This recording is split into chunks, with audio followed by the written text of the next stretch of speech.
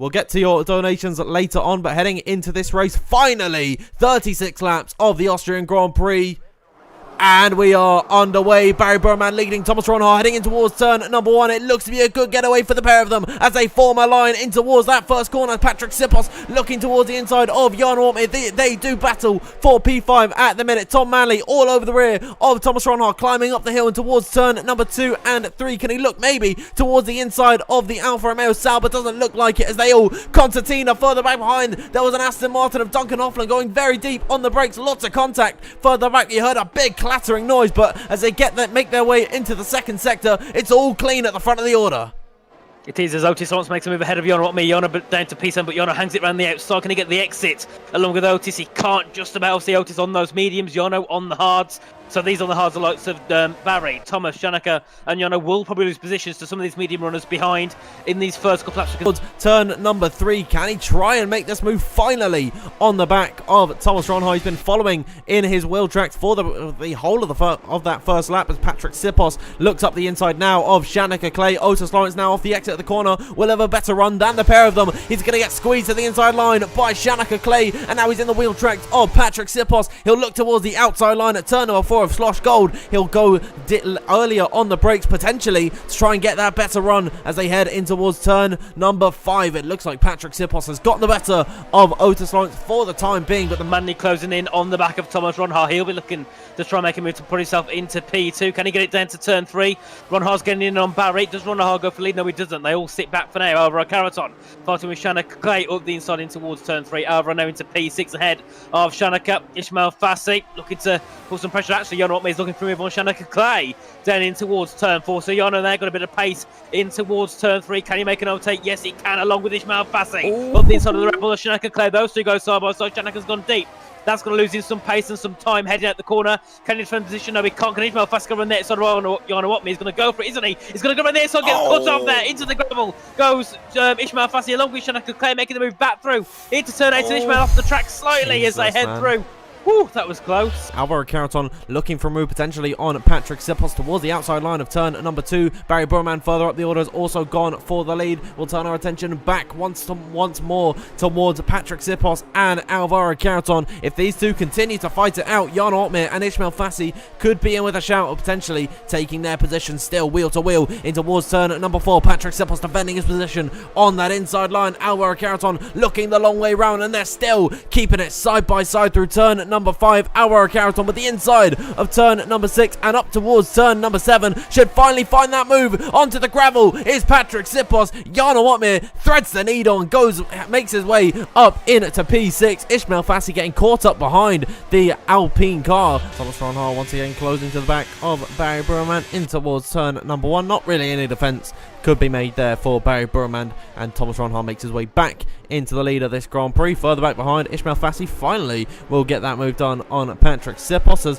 Shanaka Clay and Daniel Shelson doing battle for P9 at this point. These guys all racing like it's the final lap of the Grand Prix. Oh my god, 3 wide in towards the corner. Shanaka Clay forced on to the curbing, and now Daniel Shelson with a little bit of contact between himself and Ismail Fassi. Something's happened there. Ishmael might have had a bad exit off of turn number 3, and that has invited the pair of these guys to now try and take his position. Shanaka Clay all over the rear of the Williams. That will be a personal battle for Shanaka Clay, because now off the exit of turn number 8, he's going to go for it around the outside and towards turn number 9. Ismail Fassi caught on the back foot here, and Shanaka is taking advantage of Otis Lawrence potentially pushing to maybe come into the pit lane at the end of this lap. Someone's going to look to the inside. That is Tom Manley into the pits, as is Alvaro Caraton. They've got to avoid those guys trying to come into the pit lane. Jono Ortmir almost came into contact with Alvaro Caraton there, but luckily it has ended out very nicely indeed. He can make that distance in the race, so they head through in towards turns 9 and 10, the double right hand, as we can see.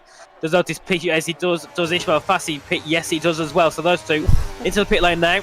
That's what will happen there, Dan. Otis Lawrence got onto the grass heading in towards the pit entry, and I got flashbacks to qualifying where he just binned it into the outside wall there. Luckily, Otis Lawrence into the pit lane, as is Ismail Fassi and Daniel Shelson interestingly enough, at pretty much the halfway point in this Grand Prix, so he's got to keep his wits about him later on, try and make it work as early as he can. Jarno Opmeer, interestingly enough, comes into the pit lane. We know that Jarno likes to go for the overcut strategy, but is choosing to pit before the likes of Thomas Ronhaar, Barry Burman, Shanika Clay, and he'll be onto a set of the mediums. Jarno Opmeer has got a 1.7 second gap to Uppbeat, so he'll be looking to get that gap down as well as soon as possible. As we can see, the top four into pits being Barry Burman, Thomas Ronhaar, Shanika Clay, Duncan Hoffland and Reese Linton now all into the pit. So Tomek Prajdic stays out longer than everyone on those set of hards, so we'll see if that one lap extra overcut can help him. Obviously all those now onto a set of mediums, no one onto a set of softs whatsoever. That's good to see. Whole world of hurt for Daniel Shelson, but let's not worry about that for the time being. Let's have a look at Jarno Opmeer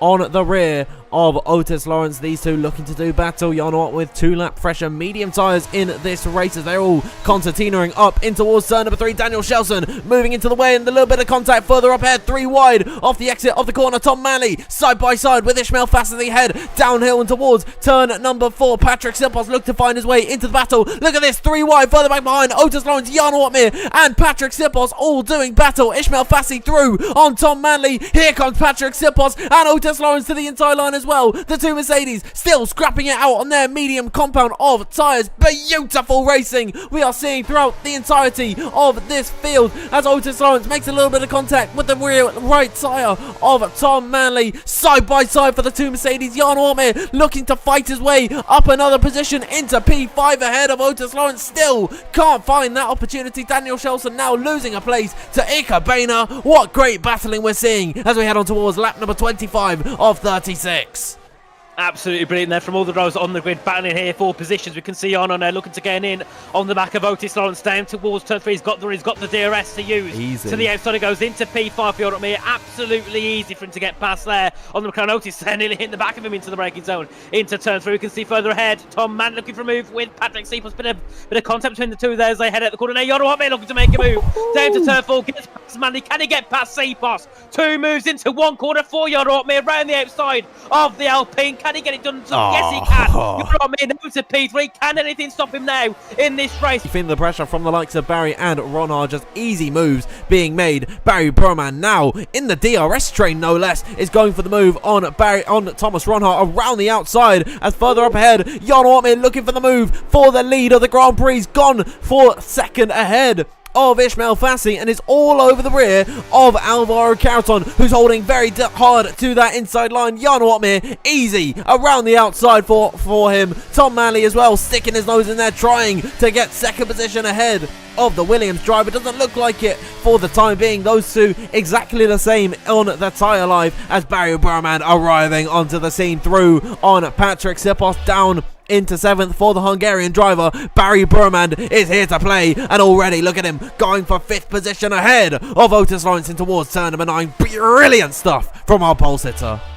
If it's one man that can make a move, it's Barry Burman's here in this race. He's always good on the attacking stage, on those better tyres. Into turn 1 now, looking to take P4 from Ishmael Fassi. Can anything stop Barry Burman's here? I know his name says speed, Barry, but he's truly showing he's got the speed to make some positions here in this race. Now, looking for P3. Already, that's going to be, what, 5 moves within half a lap here in this race for Barry Burman. Side by side with Manley. Into turn 3. Manley's got the inside line, and no, he backs out Barry Burman now. Looking to try and take victory, possibly. There's still nearly 10 laps to go. Otis Lawrence under pressure from Thomas Ronhaar. Shanika Clay making a move on Patrick Seepos. Those two still go side by side.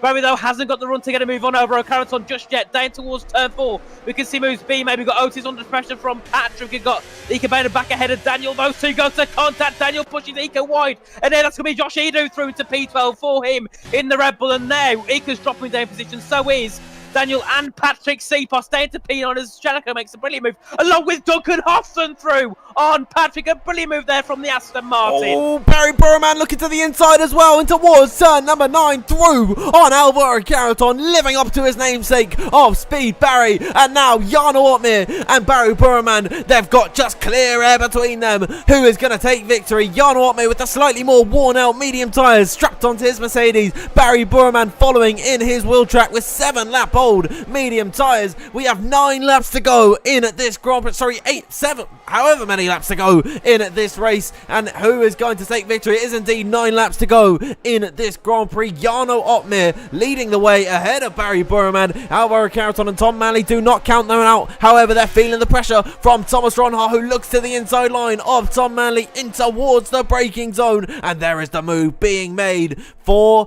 the race winner of Belgium, looking to go back-to-back here in WOR victory in this Grand Prix. Little bit of lag as they climb up the hill and towards turn number 3. Alvaro Carreton will look back towards the front because he has to defend from Thomas Ronhaar, who goes late on the brakes, and with those grippier medium tyres, he'll make that move stick and get himself up into third. Great stuff there from Thomas Ronhaar ahead of Alvaro Carreton. Head back down towards turn 3 yet again. Moves looking to be made possibly because Ronhaar's getting in quickly on the back of Barry. Here they go. Barry's getting in on Jarno. They go 3-1 in towards turn 3. Who takes the lead? It will be Thomas Ronhaar ahead of Jarno. Ahead of Barry Burman's in third, but Thomas has got a bad exit heading out of turn 3 down towards turn 4. Jarno's got the DRS. Can he make the move for the leaders? Also, Barry's looking to get in ahead of Thomas down towards turn 4. 3-1 once again, and Jarno Opmeer takes the lead ahead of Thomas and Barry as they head into turn 3. And now Alvaro Carreton looking to try and get the scraps of this, but he can't find anything work. Oh, brilliant battle between the top 3 here in this race. And get your predictions in now because we are in for a show-stopping finish. Here comes Thomas Ronhaar in towards turn number 3. Jarno Opmeer holding that outside line, and Thomas Ronhaar will look to that inside and make that move stick for the lead of the Grand Prix once again on lap number 34, as here comes Jarno Opmeer once again off the exit of the corner. He can do this for the last few laps. He's following in the wheel tracks and not going for that move. They're all backing off, and Thomas Ronhaar will lead this race. Jarno's turn to go on the last lap.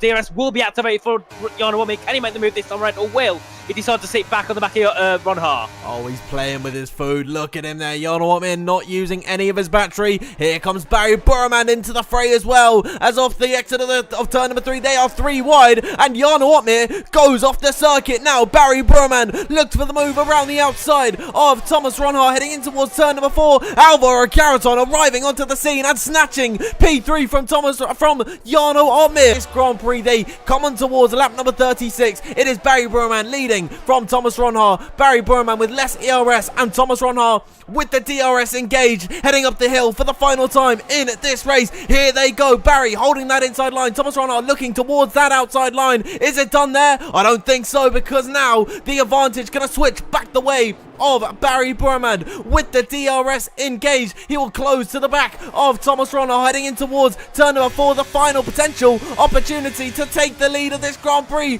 Thomas Ronhaar does such a good job to defend. Alvaro Carreton and Jarno Opmeer do battle further back behind, but here comes Barry Burman looking to the outside of Thomas Ronhaar. This could go all the way to the finish, but is that the last opportunity gone for Barry? It might be Thomas Ronhaar's race to win here.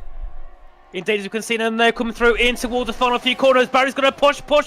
Can he make a move to turn on? I don't think he can as they head through in towards the final few corners. It'll be Thomas Ronhaar who exits the final corner to take victory here in Austria for round 8 of the WR Tier 1 Championship ahead of Barry, and Alvaro Carreton takes the podium on the old hard tyres ahead of Jarno and Tom Manley in the top 5. What a brilliant final lap here in this race. Absolutely magnificent, and anyone there could have came